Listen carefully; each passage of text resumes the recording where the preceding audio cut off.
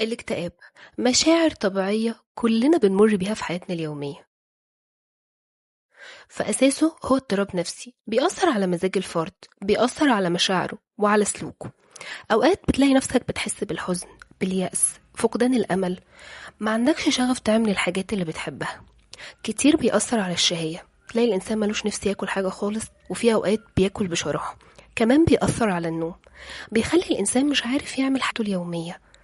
الاكتئاب ده من أكتر الاضطرابات المنتشرة في العالم، وممكن اللي هو بيصيب كل الأعمار. في شوية حاجات أنا لازم أعملها عشان ما اسيبش نفسي للمشاعر دي تتسيطر عليا. لازم أتعامل مع المشكلات بواقعية، أشوفها في حجمها الطبيعي مش في حجم البابل أو الفقاعة. كمان ما اسيبش نفسي للوحدة علشان بتأثر على أفكاري السلبية. أشغل أوقات فراغي، لأن هي العامل الأساسي للأفكار السلبية